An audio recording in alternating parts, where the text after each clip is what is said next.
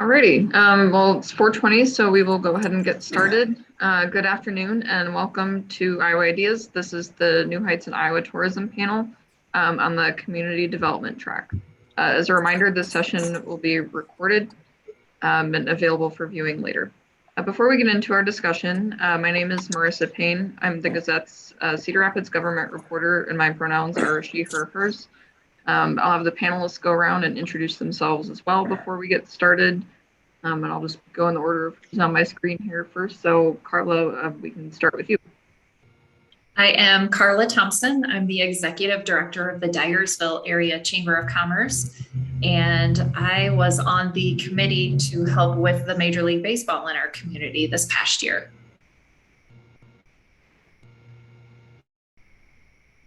And Dave. Good evening. My name is Dave Herrell, and I am the president and CEO of Visit Quad Cities, Quad Cities regional destination marketing and management organization. Great to be with you. And Shirley. And I'm Shirley Phillips, the executive director of Western Iowa Tourism Region, the 36 counties on the west side of Iowa. Awesome. Well, thank you all for being here with us today. And just a heads up to everyone viewing this session, we will be wrapping up about 10 or so minutes early because I have to make it to our Pines and Politics event in person at Millstream Brewing Company in Amana. We'll be talking about local, state, and national politics from 6 to 7 p.m. So, of course, we'd love to see anyone there who can make it and join us in person. So with that said, let's get right into our discussion. Audience members, please note you are welcome to submit questions throughout this panel, and I'll work those into our discussion. So just to give a quick overview of the session, one of the largest industries hit by the pandemic is tourism. So we'll be talking about, how can this national loss leader set forth a road to recovery? And with it being estimated to take years for the industry to reset, how can Iowa's tourism industry innovate and sustain, support to the attractions that depend on things for success. So, to start off, let's just kind of lay the groundwork and establish some context for our viewers. Before COVID-19, what were some of the challenges that Iowa's tourism industry was facing? And on the other side of the coin, what have been the unique assets here that have served as a tourism draw?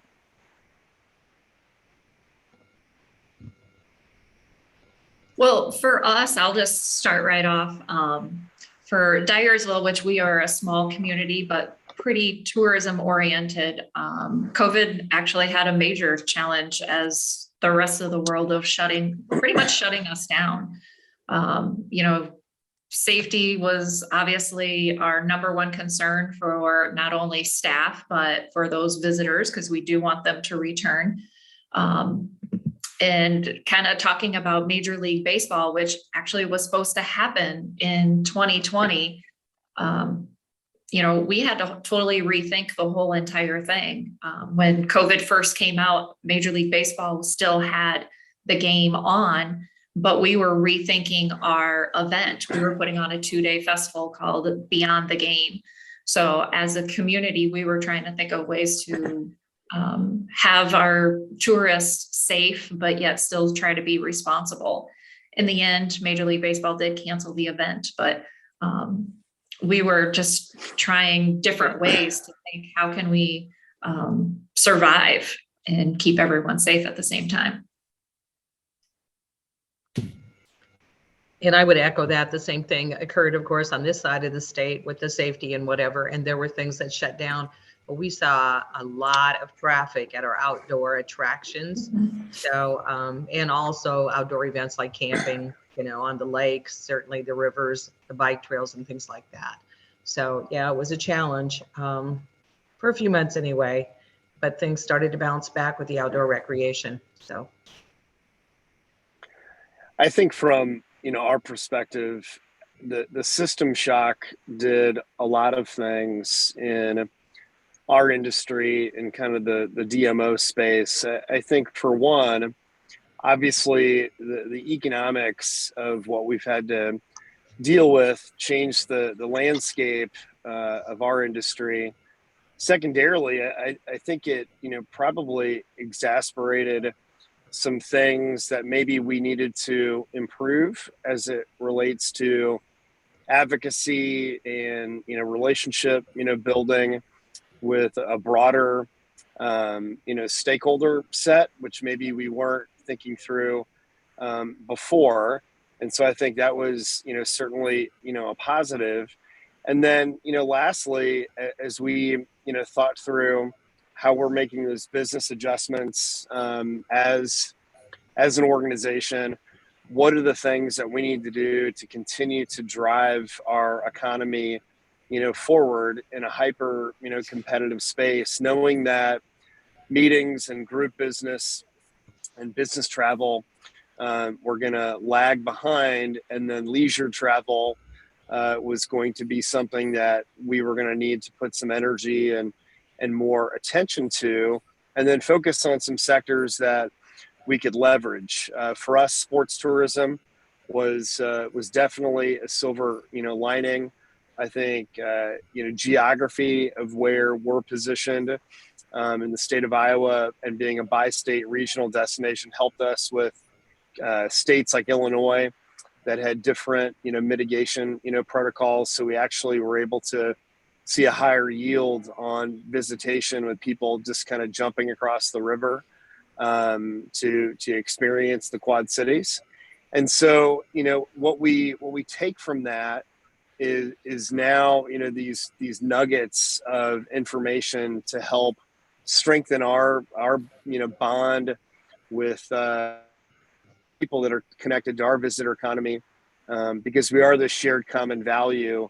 And then I think also, since tourism is a driver for economic development, it's like, how can we continue to position, our market, but then also the state of Iowa, as we kind of think through what does growth look like? How do we manage through recovery, knowing that it's going to be a long haul to kind of get back to the levels that I think we were experiencing in 2019. So I think we had the lessons learned, and now it's about how we, calibrate and do the things that we need to do to position for the future. And I'm bullish on tourism for a lot of reasons, and I feel like our best days are ahead.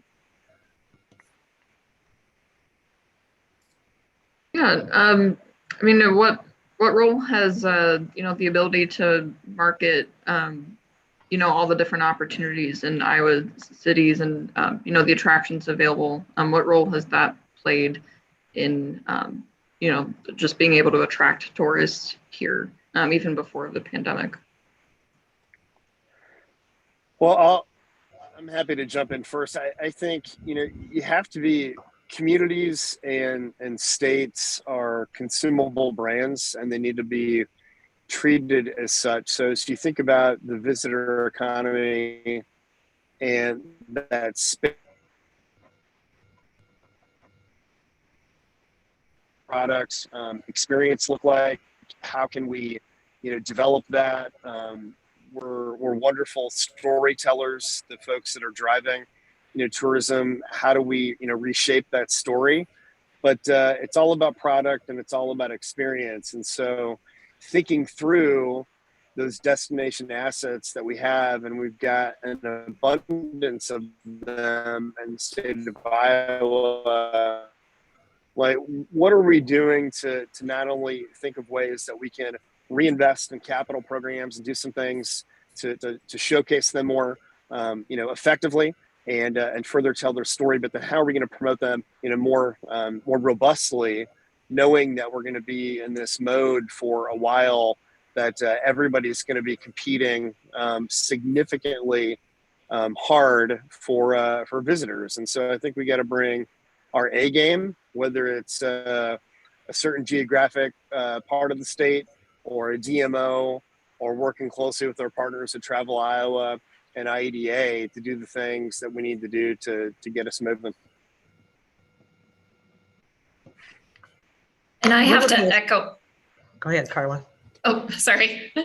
I have to echo that whole partnership thing. That is one thing that we really concentrated on, is getting all of our attractions and hotels and even our restaurants together to, how can we make our message collaboratively, and let people know what we have in our area. Granted, we had Major League Baseball that everyone was known for and knew was coming. However, there was so much more than that event that the attractions wanted to get their message out too. So definitely the partnerships, working together and doing co-op advertising was definitely a must. But it also gave the attractions a time to actually stop and rethink their whole marketing plan and rethink how they did everything. So COVID was kind of a blessing in disguise. They was thinking outside the box and just had time to deep clean and do everything for themselves. So it was kind of like taking time for themselves to better themselves and better their business. And I would echo that. We saw a lot of renovations and things like that probably wouldn't have taken place if they hadn't been closed for a while. But we were also fortunate enough out here. We tracked our visitors during 2020. We had visitors from all 50 states, the District of Columbia, and 19 foreign countries during COVID. Some of our attractions, like the Grotto at West Bend, had one of the best years ever. They had people coming down from Minnesota as they were doing homeschooling and would come and visit the attractions and things like that. The campgrounds were up like 46% in 2020, and this year they're up 51% according to Iowa County Parks. So there are a number of things. We too have been meeting with different parts of our industry to try to determine how we can assist them with legislative activities and some of the things that hindered them during this process. So hopefully we can all move ahead. We can all work together and move ahead and market Iowa the way it should be marketed. Yeah, well, from what you've seen, I mean, what is that legislative activity that you anticipate? And, in an ideal world, how should Iowa be marketed? What makes, what are Iowa's unique assets that can be, brought out in marketing efforts and other things? I think one of the things we discovered were that people were moving here from other states because they found out they could work almost anywhere. So by moving here, they were able to have their children go to schools safely. They were also able to take advantage of outdoor recreation and things like that. There are a number of industries, of course, that faced hardships, like the Restaurant Association, who had was able to get some bills passed that kept them afloat during this time, but we all need to work together to help them. Lodging is another thing. And basically it's because we have lost hospitality jobs across the nation. And something like, it was like 900,000, the last number I heard. And those people may not be coming back to the hospitality industry. And that's something that we need to work on. I think from, my perspective, from a legislative perspective, we've got to continue to advocate for support of tourism, because it does touch so many different things. Whether it's small business, retail, obviously the hospitality industry and attractions and all the assets that we support, but it's got a ripple effect for a broader, economic development, framework, and it really drives success, and certainly non-resident revenues are by far the best revenue that you can see in your backyard. And so we've got to continue to do whatever we can to let our elected leaders know the value of what tourism brings to the state of Iowa. We are near the bottom of the list of our competitors around the country in terms of tourism funding, and we've got to make sure that we're continuing to share that message, because I think what we've learned is it's such an important factor in terms of having people consume the state of Iowa and spend those dollars in our communities. and we've got to continue to showcase our assets. I think, if you look at beyond the game and the event in Dyersville and what that meant, not only from an economic development perspective, but just brand reputation, perception, putting that community, and really, quite frankly, the entire state of Iowa. I think everybody was so proud to see how we were represented, and that's a leverageable, moment. And I would applaud Governor Reynolds for the investment that she made, and that 3.7 million of advertising and media buy support to spread the message of Iowa and why we are such a fantastic state, not only to live in, certainly from a quality of life standpoint, but to visit and experience. And so it's a 365-day thing. And I think the more times we can market and promote and sell the state, the better position we're going to be in a broader kind of economic development conversation. Dave, you hit it right on the head. We need to let our legislators know what the attractions are doing, or even what communities are doing, even before building is even done or groundbreaking is even beginning. Our legislators want to know that stuff, what's happening in the communities.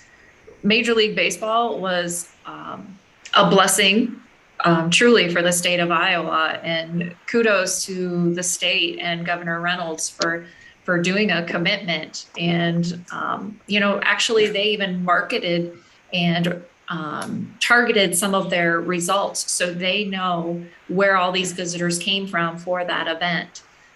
It's kind of ironic to see where people came from that event, and so they can actually go and target those. Those results are hard to capture, and they were able to do that. So we definitely thank them for doing that in this epic event. And the whole state of Iowa did shine. And it's not just Dyersville, it's all of the communities, because these tourists were definitely coming in and spending dollars in different communities. So our legislators need to know how much money tourism really does bring into the state of Iowa. Well, I think yeah, go ahead, Shirley. I think you're right about the Field of Dreams and how it did make the whole state shine. I think our legislators need to realize that in 2019, we brought in $540 million worth of taxes that were generated from tourism. And the last figure I heard was in 2020, even though we had a 29% decrease in tourism, we brought in $846 million worth of taxes. So a small part of that could be used to promote tourism in Iowa. Yeah, it's a great point. Yeah, and how do you think the individual communities can also, balance their own efforts to attract visitors with also, their larger surrounding regions and, just kind of leveraging that like collective power along with, recognizing that people, have their own community's interests too? Well, I think what's important is, we've always got to remember that there's intentionality with the marketing funnel of trying to get people to consume the state of Iowa. You've got to have that funnel in mind. And so you got to continue to move the needle with, awareness, and you got to get people into this consideration phase, and then, ultimately, conversion. And you also have to make sure that we're focused on the variety of sectors that travel and tourism, has within, our model. And that's not always about, leisure travel. We've got to continue to double down on making sure that everyone understands the value of, group business and meetings and business travel. We need some real leadership in the private sector and the business community across the state to understand that these revenues that are being, deployed into communities all throughout the state of Iowa are critical. And yes, you can have a business efficiency by doing a Zoom or a Microsoft Teams or pick your platform, but there is no stronger way to drive, revenue than to get people gathering again. So it's continuing to try to, advocate and push for that, because we need Monday through Thursday to come back robustly. It can't just be, weekend and day trips, here and there. We need that business traveler to come back. And we all know that business travel and group travel, it is going to lag behind, leisure. And, 2019 was really a record year for visitor expenditures. And so in order to get back to those levels, and tourism economics and U.S. travel will tell you it's going to be 2024, we've got to have a real meaningful plan. We've got to invest in that plan. There's got to be alignment among all of the communities, all the destination marketing organizations, economic development, aligning with chambers and working together with our municipalities and our state government to move in a direction that's going to try to drive some outcomes that we all want to realize. And every other state is kind of going through this process. And so, being a bi-state region, I'm coming back from Chicago, and our Illinois, Convention Visitor Bureau organizations have been together for the last day and a half, working with the state's economic development office, working through, how are we going to get some of these things, moving. And Wisconsin's doing this, and Minnesota's doing this, and South Dakota and California. Pick your state. And now is the time. We're all kind of going through this existential, threat of we want to drive talent. We got a workforce issue that we all need to deal with, but we've got a real branding and then economic challenge ahead of us that we need to continue to focus on, or we're not going to see the results that I think we all know we want to realize, without really putting some intentionality into tourism spending and alignment to get there. I think partnerships is the key. Partnering with small communities, big communities, the state. We all heard, for an example, RAGBRAI, people are riding through Iowa, they find a community that they like and they move there. I mean, it goes back to those grassroots efforts of we got to put our best foot forward all the time. Iowa nice, that's what Iowa is known for. We got to keep our customer service up, regardless if we don't have those workers, along with patients. But I think that's what we really all have to do, that collaborative effort and just help one another.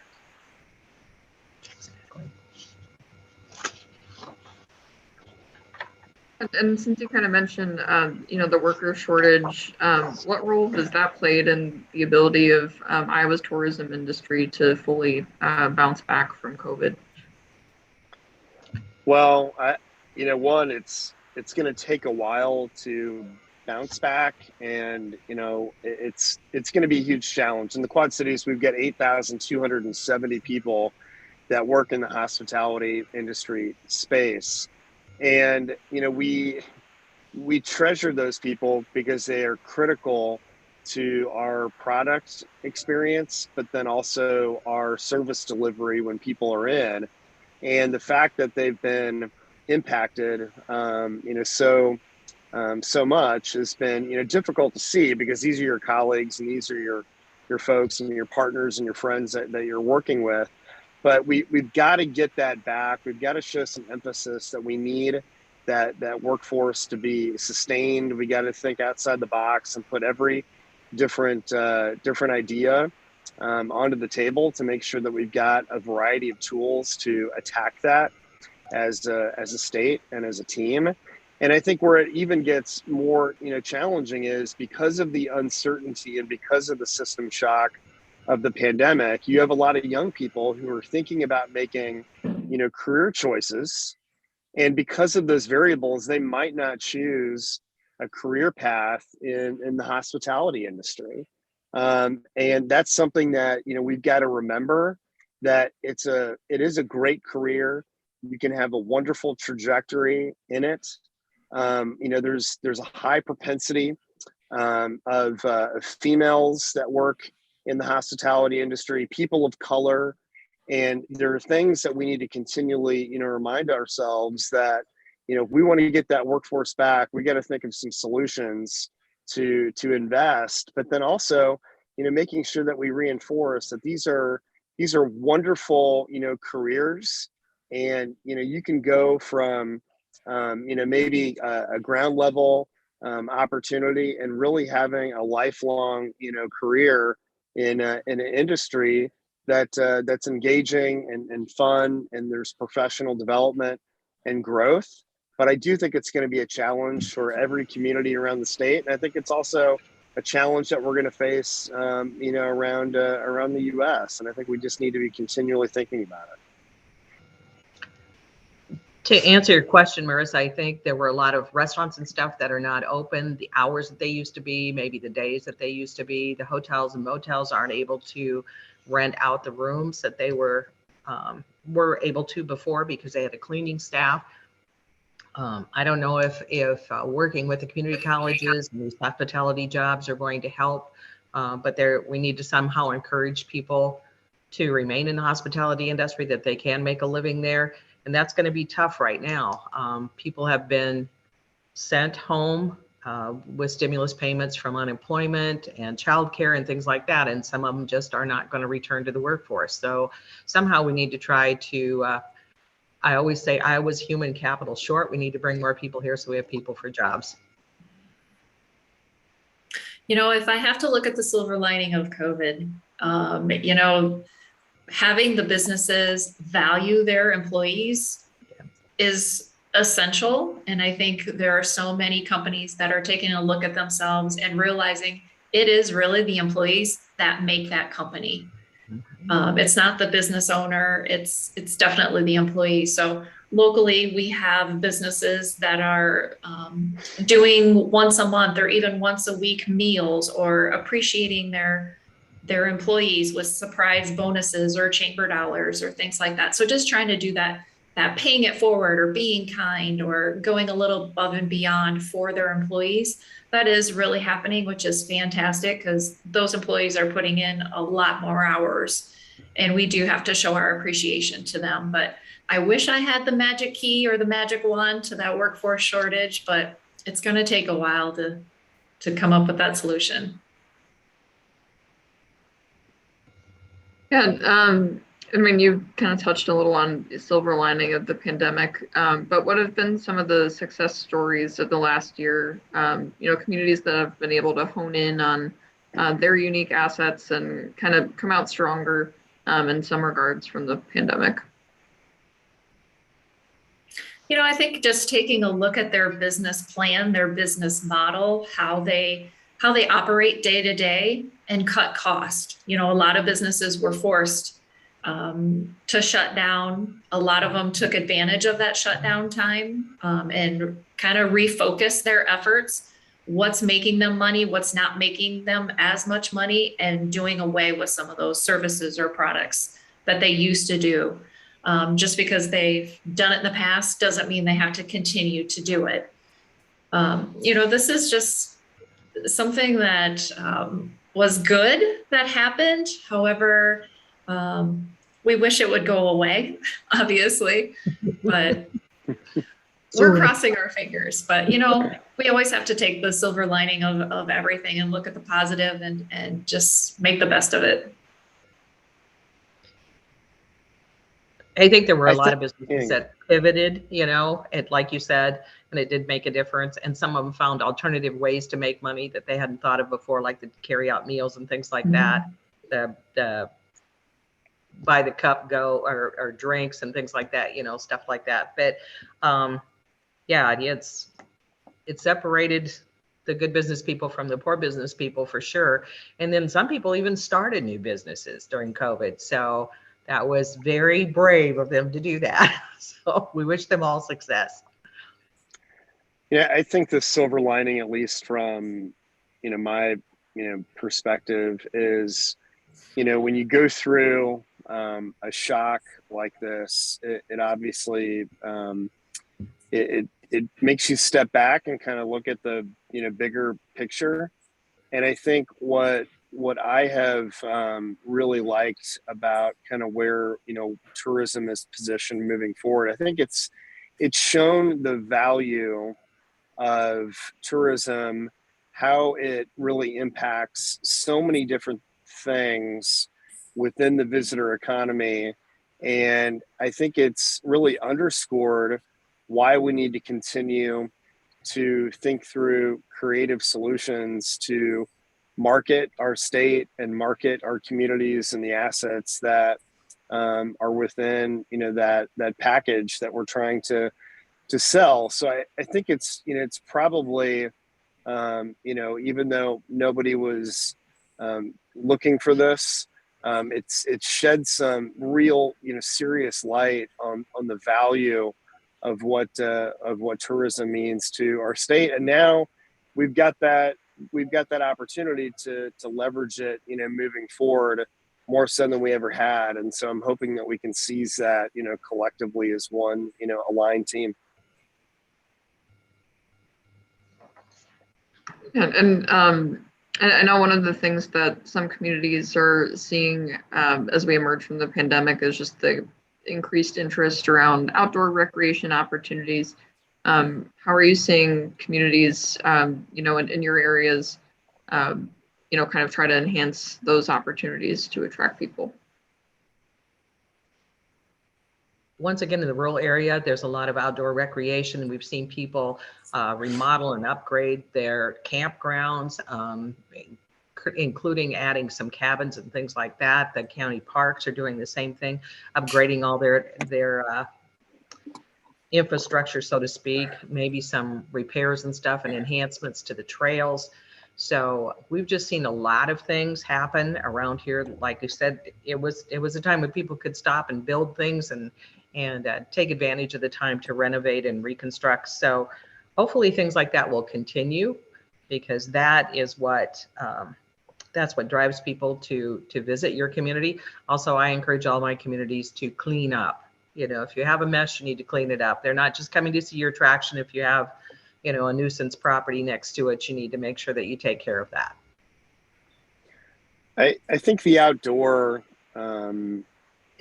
story has been phenomenal to see unfold, literally from the western part of the state to the eastern, part of the state, and kind of being on the east coast of Iowa and being on the Mississippi River. It's been great to see people attracted to our kind of world-renowned, asset, and a lot of demand for people like, hey, I want to come in, I want to ride my bike up and down, the river. What's your trail system like? What are you doing as it relates to, cycling? I want to hike. I want to do all of these, experiential, things. And the unique thing too is I think the demography of who experiences, outdoors, I think is a demographic that we want to pursue as well. And to Shirley's point, I think with our public sector leaders, as they think through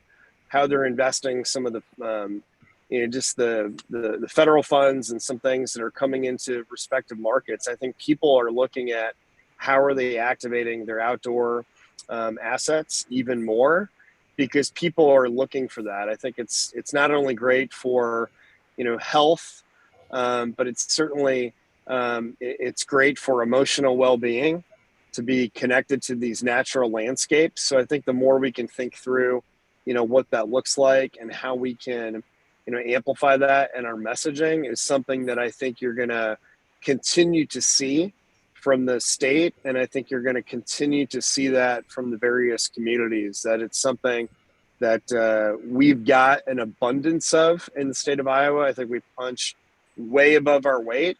And I think it's just something that we need to continue to leverage.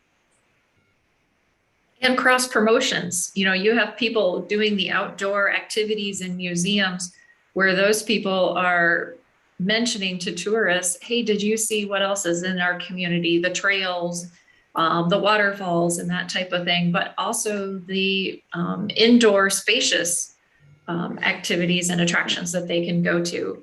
We all do need to work together, and from eastern to western Iowa has a lot of hidden treasures. And this was the time that people find them. And not everybody went to Iowa, so we still need to keep promoting that to get the rest of the state and the country and the world to come to Iowa to experience that, because we do have some really great hidden treasures in our state. So travel the whole entire state and find them all.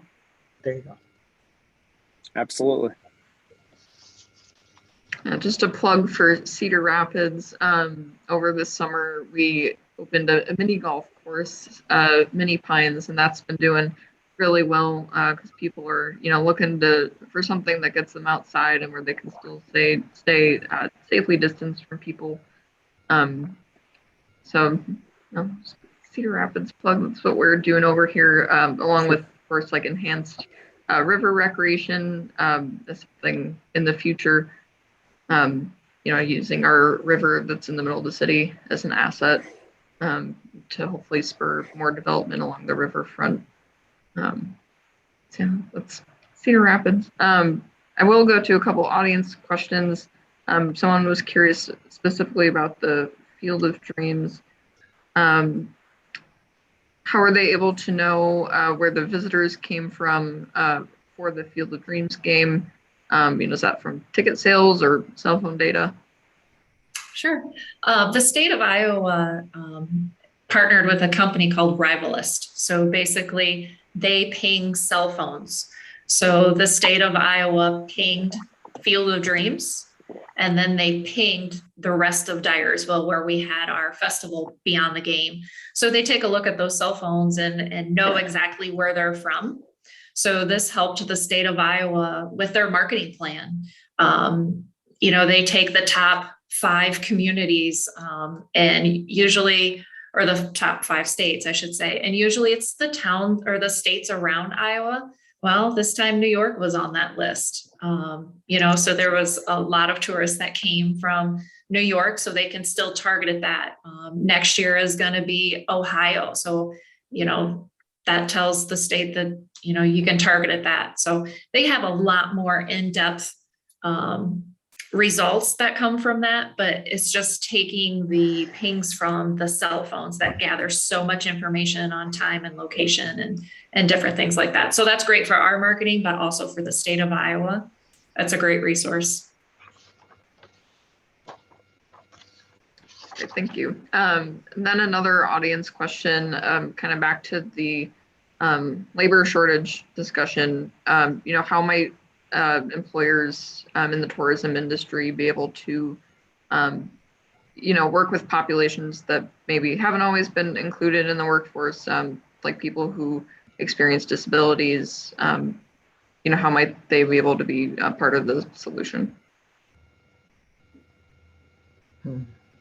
That's a great question, and I'll try to do my best to tackle it.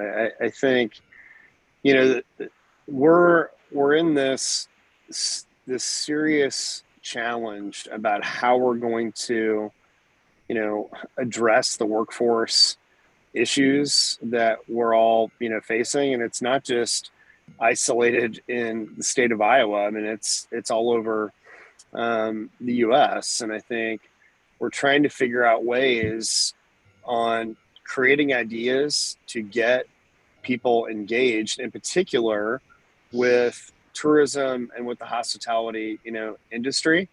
And I think trying to reinforce that it is an inclusive industry.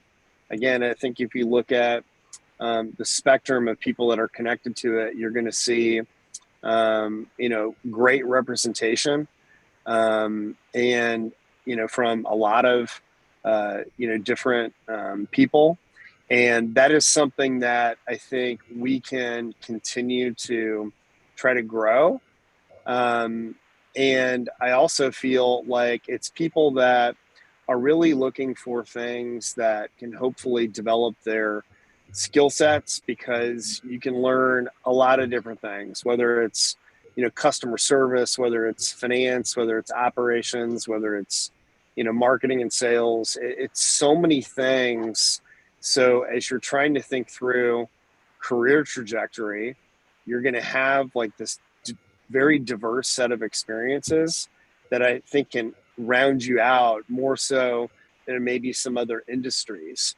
So I really feel like, from an equity and inclusion, perspective, there is this chance to think about how we might be able to inject some real new ideas to try to attract, talent, but then also retain it. And so I think Karla said it, like there's no real silver bullet solution, but the great thing is so many people are talking about it that I think that is helping like move the conversation forward, because I think it's just a huge priority. So I'm hoping that we'll be able to make some traction. I think the businesses are taking a look at their business model, and maybe they could tailor it for those disabilities. Maybe it's something that they could do the work at home if they're physically unable to have employment on site.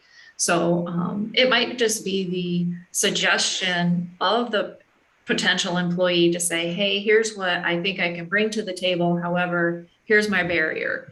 I think all businesses are open to modifying anything. So we got to be open to suggestions. We try to promote careers in high school, and maybe we need to start in middle school instead and try to work with some of those kids, as well as going to the community colleges and try to promote hospitality as a career. So. Well, we only have a few minutes left since we're wrapping up early, since I'll have to get to our in-person Pints and Politics event. But just to kind of wrap things up for our viewers, are there any final takeaways that you all want to kind of end on, or any additional resources that you'd recommend for people? Mine would be partnerships, working together. We're all in this together. When Iowa shines, we all shine. So I think we have to take advantage of those. And I think every year we really need to take a look at all the businesses and the communities together, and how can we do things differently? How can we change things up? But essentially, partnerships is going to be the number one key. Iowa has a strong regional concept with the 3 different regions. So reach out to your regions, become involved, because that's where you learn to network with people and you get all kinds of ideas. So that's a way to do that. We work strongly with the state tourism office. So as Karla says, we're all in this together. We need all the partnerships we can get. I think from my perspective, in terms of just some takeaways, tourism is economic development. And like I said earlier, tourism drives non-resident revenues, and that is by far the best kind of revenue that you can have flowing into your state. But I think the more that we can be like really direct and intentional with our marketing and with our advertising and brand narrative to get not only awareness for Iowa, but also to activate the state in a meaningful way.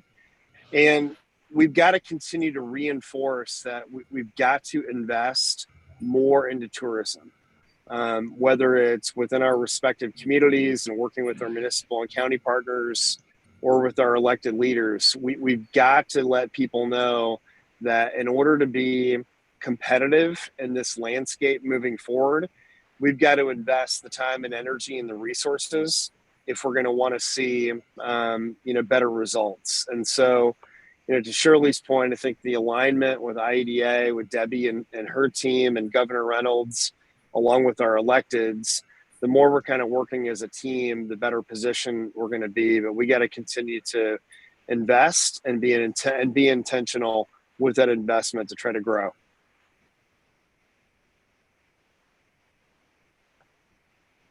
All right. Well, yeah. So thank you again, Shirley, Karla, and Dave, for being here with us. And thanks to those of you who've tuned in.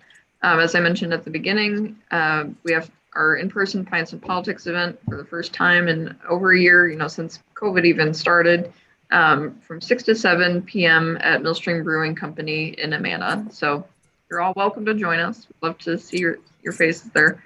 Otherwise, hopefully we will see you back here tomorrow for more Iowa Ideas sessions. The community development track starts with the Outlook on Rural Iowa, which is also moderated by yours truly. So thank you. Thank you, Marissa. Thank you. Thanks. Thanks, everybody.